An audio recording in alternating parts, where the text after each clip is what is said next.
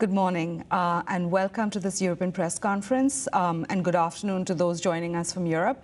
I'm Mira Lewis with the the Communications Department, and with us today we have Alfred Kama, who's the Director of the European Department. And so Alfred will begin with a few remarks and then we'll turn over the floor to you. And please do send us your questions via WebEx or just raise your hand and we will call on you. So with that, Alfred, over to you. Okay, thank you. Good morning, good afternoon, and welcome to all of you to our press conference today, where we release our regional economic outlook for Europe. The humanitarian catastrophe in Ukraine is reverberating across Europe.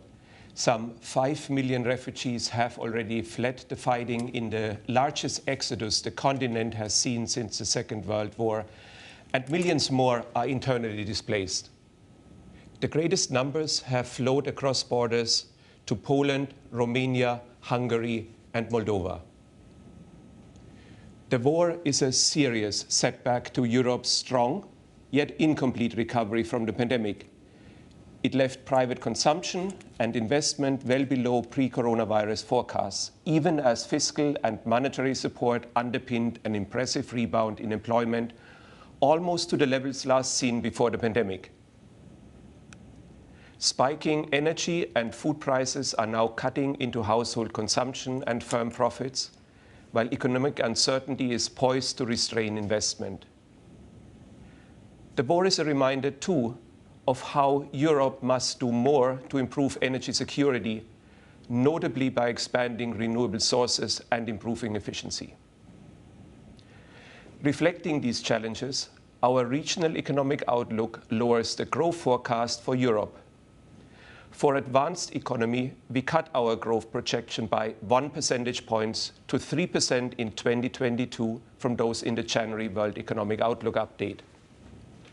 For emerging economies, and we are including here Belarus, Russia, Turkey, and Ukraine, we have cut projected growth by 1.5 percentage points to 3.2%. Several major economies, such as France, Germany, Italy, and the United Kingdom, are projected to barely expand or even contract for 2 straight quarters this year. Activity in Russia is forecast to shrink by 8.5%, and in Ukraine by 35%. So what should monetary and fiscal policy makers do? The war is a supply shock that reduces economic output and raises prices. Indeed, we forecast inflation will accelerate to 5.5% in advanced economies and to 9% in emerging European economies, excluding Belarus, Russia, Turkey, and Ukraine. Those forecasts are up by 2.2 and 3.4 percentage points respectively from our January projections. Monetary policy must balance the need to contain inflation with the need to limit losses in output. Much of the current pressure on prices is driven by forces beyond the control of central banks, such as shocks to energy and food markets and supply chain disruptions. But monetary policymakers in many countries should still stay the course of normalizing their policy stance to help anchor inflation expectation and ward off domestic drivers of inflation, such as too high wage increases. Where possible, governments should engage with social partners to prevent wage price spirals, including by making sufficient support available to households and firms that are struggling to afford more expensive commodities. To cope with the supply shock, automatic fiscal stabilizers such as higher unemployment insurance and lower tax payments should be allowed to operate freely. These measures will appropriately widen fiscal deficits as growth prospects weaken. They will add to pressures on public finances in some countries, and that is not surprising. That said, fiscal policy may have to do more to support economies if major risks materialize. Budgetary pressures will be more acute in several countries that are opening their borders to refugees, for example in Poland, which is hosting almost 3 million, or Moldova, where the number of refugees is very high relative to the population. This underlines the need to share the costs of humanitarian relief fairly among EU members. For non-member hosts, assistance by multilateral and regional partners should help manage costs, particularly where public finances are already stretched. The war and its aftermath will add to the structural challenges facing post-pandemic Europe. In Ukraine, social and economic infrastructure destroyed by the war will need to be rebuilt, which will require large financial flows from donors. Reconstruction and resettlement will help refugees return and economic growth to rebound. And improving energy security calls for policies to strengthen resilience and accelerate the transition to greener forms of energy.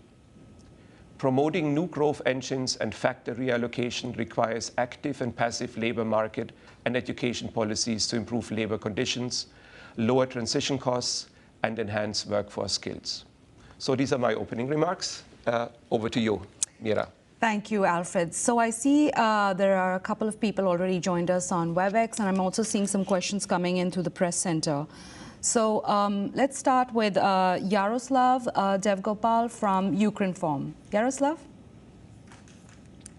Hello, thank you. Thank you for the opportunity. My question is obviously about Ukraine. Recently, Kristalina Georgieva confirmed the IMF's priority to support filling the financing gap in Ukraine for 5 billion in the following months. In addition to the administrative account for Ukraine, what instruments and funds can the IMF provide to meet this need? And also in this context, does the fund ready to support Ukraine's request to to IMF members to allocate 10% of the SDR for this purpose? Thank you. Thank you, Yaroslav. Yeah. Alfred? Let me give you a bit of a wider perspective. I should say that the economic management from the Ministry of Finance and from the National Bank of Ukraine was exemplary during this period of the Russian invasion so far.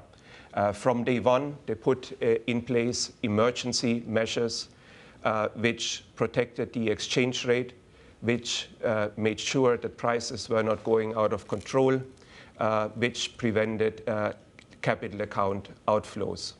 And during the whole period, they have managed well to maintain macroeconomic stability. Together with the Ukrainian authorities, we have identified a budgetary financing gap of 5 billion for the next few months. That's a result of lower tax revenue. They are now below 50% of the pre-war time. But it's also a reflection of much increased spending to deal with the demands of the war and also to deal with 7 million displaced people in Ukraine. So the international community stepped in early on. For instance, the IMF provided emergency assistance of 1.4 billion immediately in March. This helped the Ukrainian government maintaining macroeconomic stability. And the World Bank, the EU, also participated substantially in support of Ukraine. We have a number of facilities available where donors can avail themselves to provide funding to Ukraine. One is the IMF administered account. Another one is the Multi-Donor Trust Fund of the World Bank. And there will be also the EU Solidarity Fund. So there are vehicles where donors can support via multilateral facilities the Ukrainian government. The Ukrainian government is now very keen to support the economic recovery in those parts of the countries where economic activity can continue. I think this is one very important priority for the government. This will help normalization. This will create output and growth, and this will help the displaced people. But during this people, exceptional support will still be needed to help on the budgetary financing gap. And the Ukrainian authorities have appealed to the international community to help fill this financing gap. And it can have several forms. We are proposing that most of the support will be provided in grant form. There are various ways that can happen, including by members to provide support with their SDRs. Thank you, Alfred. I also see online Paola Toma from Politico Europe. Paola? Thank you very much, Mira. I have two questions, if I may. One is that you write that some of Europe's largest economies are projecting very weak or even negative quarterly growth in mid-2022. So I'd like to ask, for which countries do you project negative growth, and for which a technical recession? And then secondly, since the start of this week, the IMF has been very forcefully saying that central banks should be acting decisively and communicating clearly. Do you think that the ECB is likely to have to tighten further and faster than is currently the plan? Thank you very much. Thank you, Paola. And Alfred, just to add, we've got several questions on the ECB as well. So we had Nick Peterson from the FT, we have Jan Baumann from the SRF, we also had Jan Stropowski from Reuters, all pretty much asking similar questions as, on the inflationary outlook. Should the ECB begin tightening? Is there a recession? Is there a risk of de-anchoring of inflation expectations? So all pretty much similar lines. Okay. So let me start with the issue of growth in Europe. Exiting the pandemic in 2022, we actually forecast a very strong growth for this year before we hit the war of Ukraine. I think that's an important part to understand, that we enter this period with strong growth. We have revised downward our growth forecast, and what we see is that the growth momentum which we had in 2021 is actually providing relatively comfortable growth figures for 2022 for all of the major economies. But that hides one fact. And the fact which it hides is that because of the including of the war, growth during 2022 is flat in most of the major economies, except for Spain. And that means that over a period of a few quarters, growth will be around zero, could be a bit above, could be a bit below.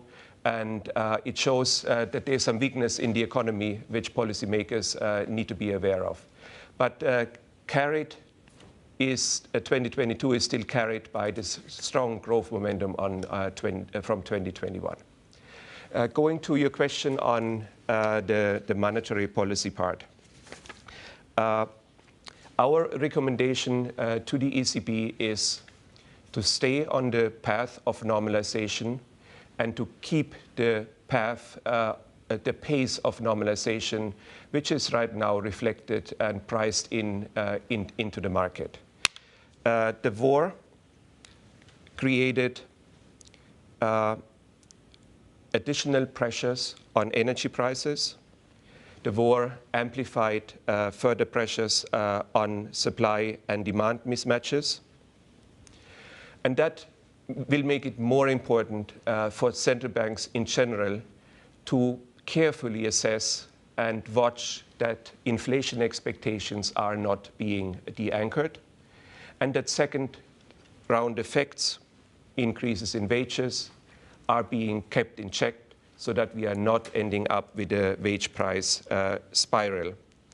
And I think this is something which applies to all central banks in Europe, and that is a common policy advice we have. What it also means is, in case we see a de-anchoring of inflation expectation, or we see that wage increases are larger than expected, at that point in time, that would call for an increase in the pace of normalization, including for the ECB. But it could also be that aggregate demand softens and output and growth are less than we are forecasting, and that the medium-term inflation target or the inflation rate is lower again than what we are forecasting. And under these circumstances, there may need to be a reduction in the pace of normalization, or even a pause in the normalization. And I think that plays into the issue of that we have large uncertainty how the economy will deal with the shock we had with Ukraine, and whether we are getting new shocks during this period. And as many of our central banks have said, that means that monetary policy decisions will need to be data dependent. So that's for the ECB mainly when we are looking at the Eastern European central banks. They are in a more difficult situation, and there the policy normalization will need to continue clearly, and sometimes they will even need to be stepped up given the new pressures which we're having from increase in prices there. Thank you, Alfred. Now we'll go to Domenico Conti from ANSA. Domenico? Hello, thanks, Mira. Thank you for this chance. I have a couple of questions, both related to Russia, actually. One is whether the IMF has an estimate of the possible impact of a total energy embargo on the European countries that are most dependent on Russian energy, such as Italy or Germany. And the second question is what your assessment is of a possible Russian sovereign default, which is actually a possibility based on what's happening. Thank you very much. Mm-hmm. Yeah, on your first question, energy security is a big issue, and we see an undertaking in the European countries to wean themselves off dependency from Russian gas, oil, and coal. What we also see is we are looking at some of the possible downside scenarios. And in our regional economic outlook, we looked what is going to happen if Russian gas flows would stop. And you have two scenarios there which you're seeing, and the two scenarios are showing that for the first 6 months, that would be manageable by Europe. But in the winter time, at that point in time, there would be shortages emerging. And these shortages, of course, would have a significant impact on the economies and the economic activities. They would reduce on an annual basis gas deliveries by 12%. So we looked at this issue and economic impact, and we have a scenario which we are outlining in our World Economic Outlook that also shows what would happen if we have a confidence effect, if we have further financial tightening. And that scenario suggests that we might have an impact on Europe of a 3 percentage point decline in GDP. So the impact would be from the baseline a 3 percentage points decline. And that's a significant impact. I should say that this impact will be different from country to country. So it will be, again, asymmetric. And it depends on the energy intensity and the gas intensity of countries, and also how much gas contributes to electricity consumption. So for those countries which are more dependent on Russian gas, the impact will be more significant. And I think that's the message we have been sending, that this is a downside risk which needs to be, the risk to the extent possible needs to be mitigated before it arises. What I should say is that there's some, so for Italy, which is more dependent currently on Russian gas, that would mean a higher impact than for some of the other countries. But this is not a risk which one needs to wait and sit for. One can take action now. And I think we are seeing this action being taken by European countries already, including by Italy, looking for alternative supply of energy. And Italy has made steps in that direction. Looking at the demand side, which means including public campaigns, or as in Italy, trying to achieve a reduction in heating and cooling in order to decrease the demand on energy. It requires to establish bottom-up contingency plans, so that if that situation were to arise, that one can put in these plans to limit the damage to the economy. And I should also say it will depend on the solidarity between European countries, and also that means how that impact will be on particular countries will depend on whether there is a sharing of gas and energy in place in order to mitigate some of these effects for particular countries. So many of these steps can be taken, and they should be taken now in order to limit any economic impact of such a scenario to arise. Two more points.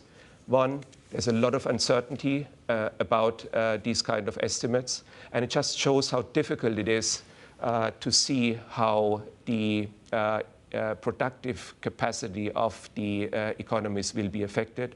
And I think we all have been very sensitized on how very little shocks to the supply chain can have actually large repercussion for an economy. And I think that's important to remember. And I think the second point I would like to make is that it is very important to already reflect some of these risk mitigation measures in current policy. What does that mean? It means that current price hikes on the electricity, on the gas side, to the extent possible, should be passed through to consumers to get that price signal and to get that reaction on demand. Of course, that also means that vulnerable groups should be protected, and many of the European countries are providing targeted and temporary subsidies to that effect. And it also means that that is something for now, and that would be something for managing a large shock that would arise with an embargo on gas imports from Russia. It means to protect affected firms and those which are viable. And we have many pandemic programs tried and placed in order to provide damage to the productive capacity of the economy and the cascading of bankruptcies. So those are measures which are important, and many of those can be started to be initiated now. And I should say also, when a severe downside scenario would materialize, the stance of monetary and fiscal policy, of course, would need to change in order to support the economy. Thank you, Alfred. So just staying on Russia, I also see Anton Chirikov from TASS. Anton? Yeah, good morning, everyone. Thank you for taking my question. Some follow-up for Russian default question. I'm just interested in your projections for potential technical default that Russia may face because of imposed Western sanctions. What impact would this have on countries that are economically dependent on Russia, and what would be the consequences for Russia itself? Thank you. Yeah, I think I take these two questions together. I think with regard to a Russian default on sovereign debt, one thing to note that the outstanding Russian sovereign debt is relatively small in global terms. This is a total outstanding debt of 60 billion. Also, market prices reflect the default probabilities already. So that should give some comfort in terms of financial stability risks. What it also means for the Russian government that it would and will be difficult always to regain market access following such an episode, and that usually will take time, while Russia at this stage doesn't have any market financing needs, and so that is a lesser risk for the Russian government. But it has important implications also for corporates. The amount of corporate total external debt in Russia outstanding is over $400 billion. And these developments will also make it more difficult for corporates to obtain credit, and that will be of much more significant impact to the Russian economy. Thank you, Alfred. We are getting a lot of questions online as well. So let me take one that's come from Brussels, Jan Stropowski from Reuters. Again, he's going back, this is like an EU question, so big picture, with the war in Ukraine posing new challenges to supply chains, do you think it would be better if EU governments continue supporting the economy as before? So basically he's asking, does the fiscal policy need to be tweaked? Yeah. Let me also provide a bit of context to that question. When we are looking at the fiscal policy stance before the war, what we saw was, and what you see in the numbers, is quite a decline in budget deficits across Europe for 2022. This reflected mostly the elimination of many of the emergency programs which were implemented as a response to the pandemic. And that is a very sensible thing, of course, to do. This also reflected the strong recovery and strong tax revenue. And I would say it was bundled with still support on the supply side to help along labor reallocation. That fiscal stance before the war was appropriate, it was accommodative, and it was sufficient in order to help exit from the pandemic. So what we are seeing now after the war is increases in spending that reflect subsidies on the energy side to vulnerable groups, to targeted groups. That also reflects spending for refugees, and for some countries these spending requirements can be rather large. For instance, Poland is spending on refugees by between 0.5 and 1% of GDP, so that is not negligible. And so what we are seeing is a more expansionary fiscal stance in Europe for this year. We think this is appropriate. We also think this is sufficient in order to support the recovery. And unless some of the downside risks materialize, this is the fiscal stance which should be maintained, and no additional aggregate demand support will be required. So why do I make this point before I come to the question? Because one of the big parts of the policy strategy exiting the pandemic, and also now exiting the implications of the war in Ukraine, is to come out with economies intact and with strong growth, because growth will be a key ingredient in terms of building up fiscal buffers again and consolidating the fiscal side, starting for many countries in 2023. It has started already in 2022. So under the current constellation, we believe that fiscal consolidation should start for most countries where it has not started yet in 2023, unless, of course, the downside risks were to materialize. What is important that part of this consolidation is that medium-term plans should be announced as early as possible, and they should be communicated well. And I think when I spoke to you last time, we also had this question, and my rationale for fiscal consolidation was countries need to build fiscal buffers in good times, because we know that we get major crises every 5 to 10 years.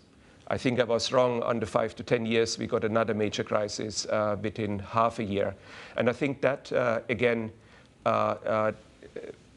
puts emphasis on that when we are coming out and manage this new shock, there is a premium on fiscal consolidation to establish those buffers, to be ready for the next crisis, and also to work on measures which improve and increase the resilience of the economy to shocks. Thank you. I'm now going to switch a little bit. I'm seeing a lot of country-specific questions, so we'll switch gears a little bit. I'm going to start with Tiago Varzim from ECO Portugal. He asks, the Portuguese government plans to cut the deficit from 2.8% of GDP in 2021 to 1.9% of GDP next year. Is this the best approach, given that we're seeing all these war effects? Mm-hmm. So what the Portuguese government is doing is pretty much in line what many other governments are doing. They are taking out emergency programs. They are having targeted support for vulnerable groups. And that explains the reduction in the fiscal deficit on a net basis. It also is a result of strong growth which happened, and tax revenues which are coming in. So this is absolutely appropriate and very much in line with what other countries are doing.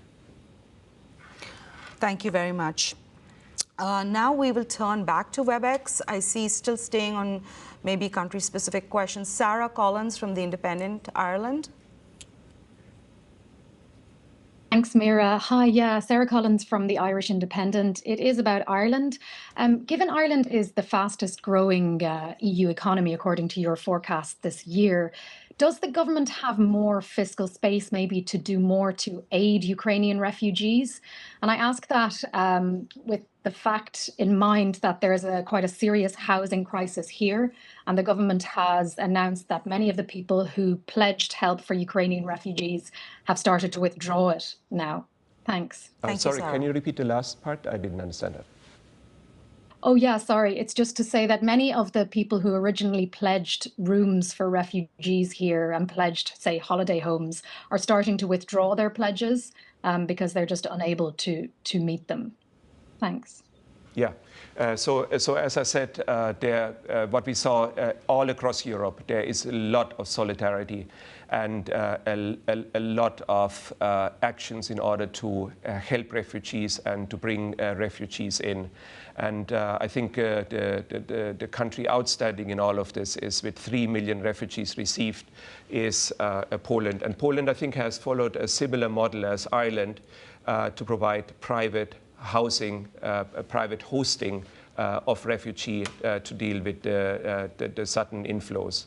And certainly Ireland has the fiscal space to deal with these pressures from the refugee crisis. I think one important problem which is faced by Ireland and which is also faced by many other European economies is that housing supply is rather pressured already, and that puts a premium on finding actually physical housing stock for refugees.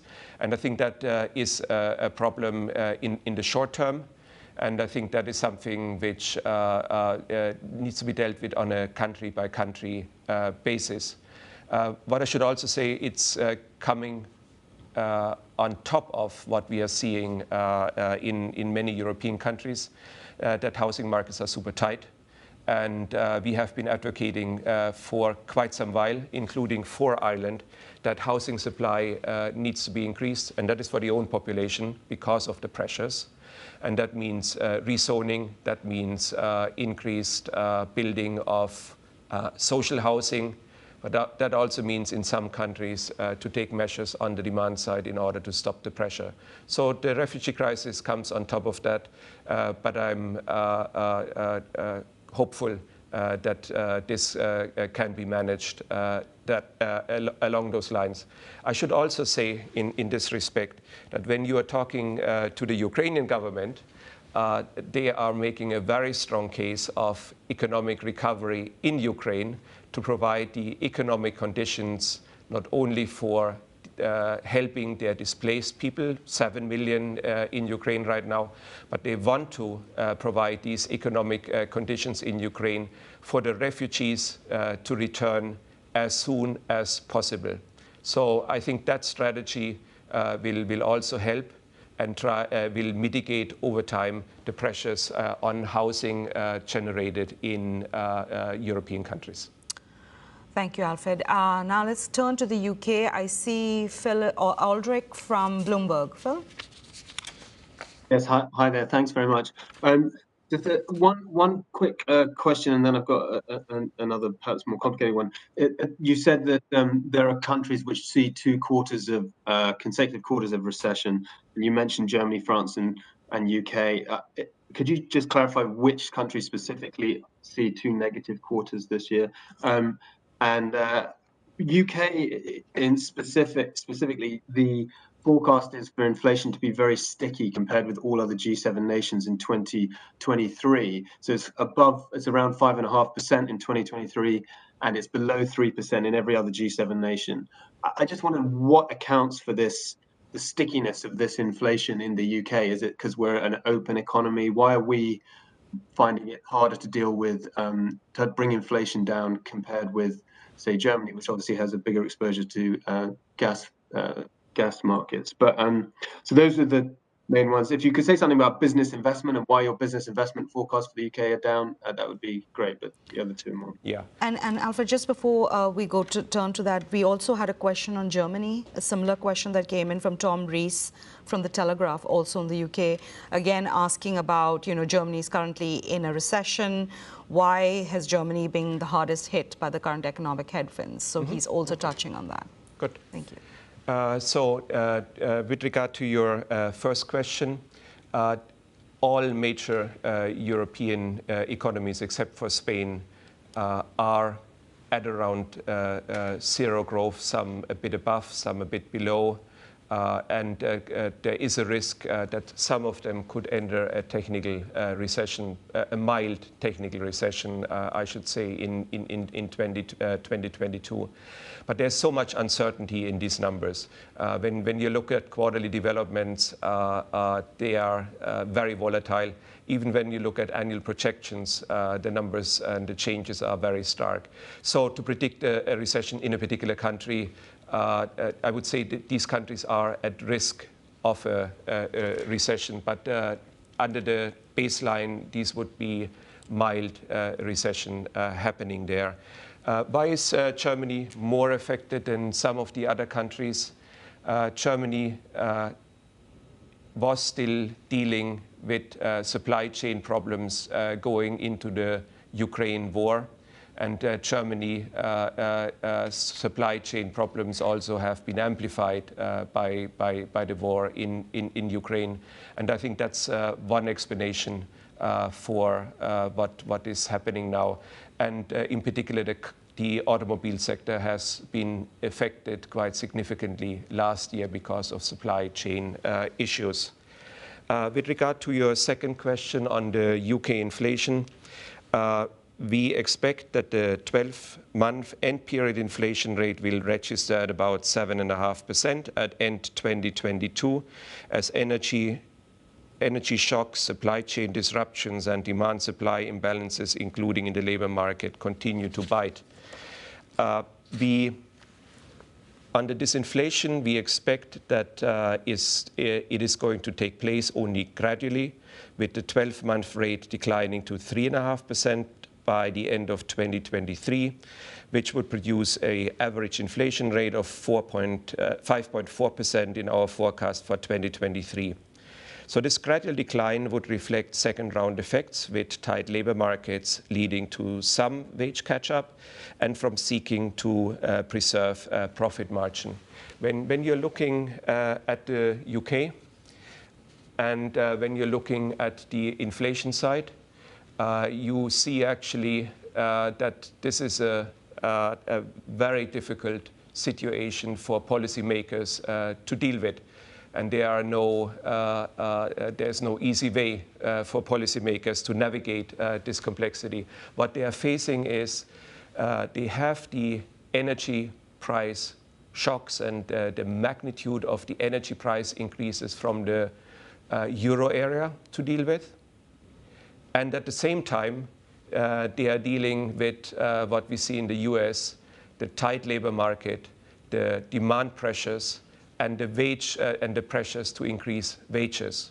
So you could say, for policymakers, this is the worst of the two worlds to deal with. So a difficult and complex issue for policymakers to navigate. Thank you, Alfred. I'm afraid we're running out of time, so we will just stay with one last question. And this comes in from Gianluca from Il Sole 24 Ore, Italy. And this is rather a broader question and applies to the Eurozone staying on recession. And he asks, what is the probability of a recession in the Eurozone in case of a total embargo on energy imports from Russia? Yeah, I think I, to some extent, answered this question already, that a total embargo would have a significant effect on growth in the Eurozone.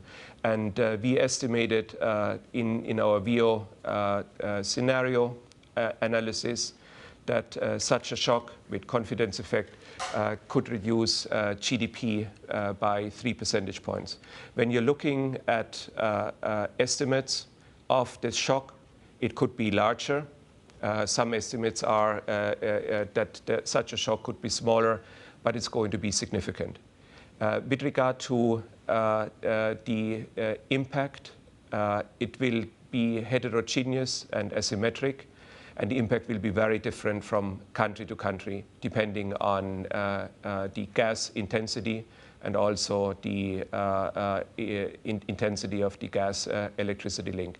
But needless to say, such a shock would be a significant shock, and therefore our recommendation to prepare for such a possibility, and that is, I think, just good risk management to mitigate as much as possible before a shock like that may materialize, given the significance on economic activity. Thank you, Alfred. And I'm afraid we've run out of time and we've got to wrap up now. Apologies to those we couldn't get to, but we're happy to get back to you bilaterally later, so feel free to reach out. And again, thank you so much for joining us today, and stay safe.